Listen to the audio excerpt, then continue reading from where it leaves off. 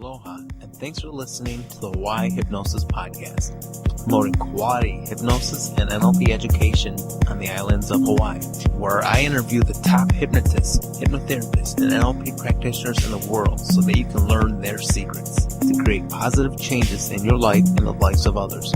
You can subscribe to the Hawaii Hypnosis newsletter at www.hawaiihypnosis.org. You will receive subscriber-only content such as free contests, articles that help you learn hypnosis and NLP, updates on upcoming hypnosis/NLP trainings in Hawaii, plus an exclusive hypnosis audio that is only available to the newsletter subscribers.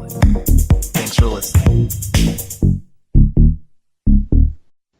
Aloha, everyone. My guest today is Richard Nongard from subliminalscience.com. That's subliminalscience.com. Richard, how are you doing today? I'm doing great. It's good to talk to you again, Antonio. I'm wondering if you'd like to take a few moments to tell my audience who you are and what it is that you do. Yeah, sure. I've been doing hypnosis for a little over 20 years, and I learned hypnosis when I was in graduate school from my professor or clinical supervisor who was an Ericksonian psychologist. And I learned Ericksonian techniques, and I started doing drug and alcohol counseling. And I used a lot of those techniques during the detox process. But it wasn't until about 14 years ago when I went to see a stage hypnosis show that I really understood how powerful hypnosis could be. And so I immediately learned stage hypnosis, and I have been integrating, I think, directive therapy and indirective approaches into my hypnotherapy ever since, and really try to use a lot of hypnotic phenomena to help my clients meet their needs. So I also teach, and I do a lot of training in Texas, Florida, Nevada, Arizona, and our home study courses are, of course, available throughout the world. Now, when you say something about stage hypnosis, I would actually like to let everyone in Hawaii know that in my search for stage hypnotists in Hawaii, there aren't too many. There's a couple people like Greg Gabailo. There's a couple others, but I mean, if this is something you'd like to get into, stage hypnosis, as Richard could attest to, you can make a pretty good income from doing stage hypnosis. So if you would definitely like to learn stage hypnosis, I would recommend checking out any of Richard's products. Well, one of the interesting things about stage hypnosis is I tell those who I train in clinical hypnosis, even if you're never going to do stage hypnosis, learn it. Because what a stage hypnotist has to do is they have to use the phenomena of hypnosis to entertain people. And so they have to know how to produce hypnotic amnesia. They have to know how to produce negative, positive hallucinations, sensorial changes, and the other phenomena that we associate with hypnosis. And so they have to do that in some powerful ways. And if you learn those techniques that a stage hypnotist uses, even if you never do stage hypnosis, when you have a client walk in your office who says, well, I want this to help me, but I need to feel hypnotized, you'll know how to help them feel hypnotized. And so I think that there are certainly a lot of things for the clinical hypnotist to learn from stage hypnosis. Yeah, speaking of stage hypnosis, I actually saw a hypnotist out here. When I went to see a show, he had more of what people typically know of hypnosis is as the kind of relaxotherapy, like breathe in and breathe out. Now, I know that kind of approach can be good to get somebody into a hypnotic trance. I know, on the other hand, there are other approaches to get somebody into a hypnotic trance in a much quicker manner. Do you mind talking about these approaches? No, back in 2006, 2007, John Sorbonne and I really popularized the use of speed trance. It was kind of a combination of, I suppose, my ever-running video camera and John Sorbonne's creativity and sort of the birth. And we began putting up videos of us doing rapid inductions in a variety of scenarios, and people became very interested in that because to this point, although people had heard of rapid instant inductions, a lot of people hadn't seen them. And we had those videos up on YouTube early on, and people began to come to us for training, and we pioneered a number of different methods of inducing rapid hypnosis. And I think it's real important to learn instant induction. The reason why is simple. It's great for crisis management situations. It's good with a highly anxious client. It's very useful for the person who says, hey, I want to feel hypnotized. And it's amazing. I talk to clinical hypnotists all the time who think that rapid or instant induction is only for the stage hypnotist, and certainly it's not. There are many applications in clinical hypnotherapy. In addition to that, I also meet a lot of people who don't think it's possible to do hypnosis in 7 seconds or 10 seconds. And the reality is we go into trance all the time in our regular world instantly. Something captures our attention, it redirects our thought, we focus our attention, and we're in a new trance state. And we do that instantly in real life, so why couldn't we do it when directed by another person? And so I've really enjoyed teaching people the last couple of years some of the methods that I know and that John Sorbonne knows and that he's pioneered, and we use that both in stage and clinical hypnosis. Both of us do.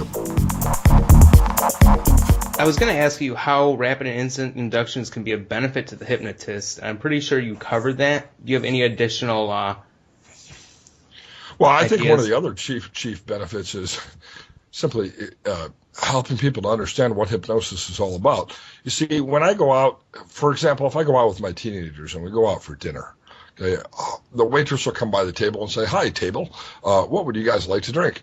And my son will say, hey, waitress, my dad's a hypnotist. And the waitress instantly says, really? Hypnotize me. Well, if I said to her, well, you know, I can't do it because I really need a stage. I need 20 chairs. I need a sound guy, a light guy. I need 15 minutes to do my induction. I need 90 minutes to get through all the routines.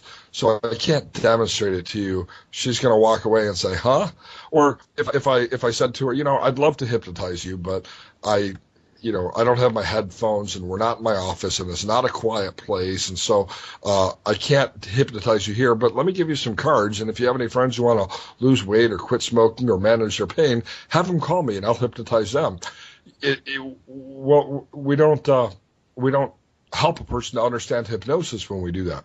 What rapid induction gives me the ability to do is say to that waitress on a Friday night when she's busy, I don't have a lot of time because you're busy, working. But if you'd like me to, I can take a couple of minutes and show you what hypnosis feels like. And she says, sure. And boom, right there at the table, I can demonstrate hypnosis for her. And I can do that demonstration from start to finish in 30 or 45 seconds. She's going to walk back into the kitchen and say, oh my gosh, there's a hypnotist at table number 13 and he just stuck my eyes together, or, he just hypnotized me and oh my gosh, it was such a great feeling. And now I have somebody who knows more about hypnosis, who will take my business card, refer some friends, hire me for a show, quit smoking, lose weight, or whatever else that people do with hypnosis. And so I think one of the chief values in rapid induction is it gives us a chance to demonstrate and explain hypnosis in public situations and scenarios where before we might not have had the resources to do it. Yeah, Richard, that definitely is a really good explanation of how instant rapid inductions can be a benefit to the hypnotist and to entertainers as well.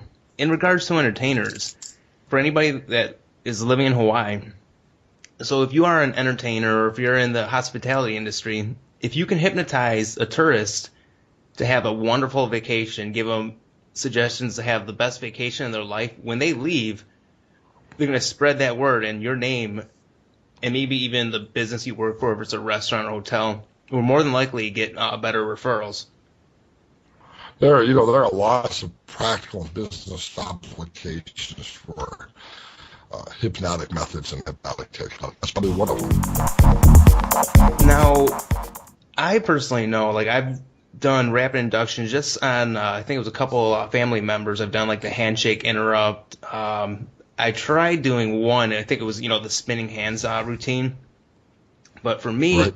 personally, being able to approach people on the street, one of the main things is confidence. What advice do you have for people starting with instant or rapid inductions? Well, one of the things that I think people need to do if they've never hypnotized somebody before is they need to learn a traditional induction, and they need to learn how to hypnotize themselves so they'll know what hypnosis feels like. I met a guy not too long ago. I met him on HypnoThoughts, and he came to one of my classes, and he had tried to hypnotize somebody a few times, but it didn't work. Well, one of the reasons why it didn't work is how would he know if the client was in hypnosis, because he didn't know what hypnosis felt like.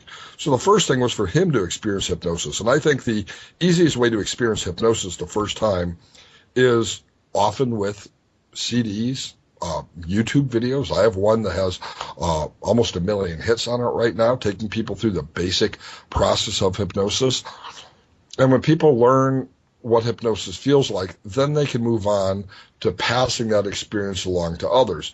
And they can either pass it along instantly and quickly with a speed trance induction, or they can pass it along slowly with a more traditional induction. And my favorite traditional induction really is a combination of progressive muscle relaxation with autogenic training. And I found that to be real effective. Okay, thank you. And that's actually one thing I wanted to ask you about autogenic training. But before we get to that, you had just mentioned that it's actually good for somebody to know what hypnosis feels like before they go out and hypnotize somebody. In a minute, if you have time, would you like to do a little hypnosis example and just run people through a hypnotic experience? We can do this quickly or we can do this slowly. It doesn't really make a difference. And so I'll take a minute or two here and guide the listeners through a basic process of hypnosis. And so while you're sitting there at home and you're listening to this interview with Antonio and myself, just make yourself comfortable. Push aside mentally any stress from the day and make sure your feet are flat and firm on the floor, or that you're reclining comfortably in a position where you won't fall. Just take in a breath and try to direct all of your attention to that breath as you inhale it. And now exhale. And inhale and exhale. It's amazing how breathing is the only thing we do from the first moment of life until the very end of life, but we often never think about it. And one way to push aside the thoughts of the day or any stressors is to just focus on the present right now and this breath, breathing in and breathing out. Now, as you do that, relax the eyes. And the easiest way to relax the eyes is, of course, to close them. And there are over 200 little tiny muscles in the face and in the brow and in the eyelids, and you can let those muscles become extremely loose and relaxed. And as you relax, let a sense of warmth spread throughout your entire body and through your shoulders and neck, and let your chin drop towards your chest a bit. That'll help relaxation spread through the upper body and through the arms and even into the little tiny muscles of the hands and fingers. Now, as you relax, think of the word warmth and actually let your hands right here, right now, become warm, sensing that feeling of warmth. And now say to yourself the word heavy, heavy, and let your hands feel both warm and heavy. Say to yourself, my hands are warm and heavy, and let those hands be both warm and heavy. And as you relax the muscles of your back and buttocks and thighs, you know, of course, you could open your eyes if you wanted to, or move your hands if you wanted to, but it feels so good to relax that you'll continue to keep them closed and still, letting relaxation extend through the muscles of the calves and into the feet, and even into the little tiny muscles of the toes. And now say to yourself, my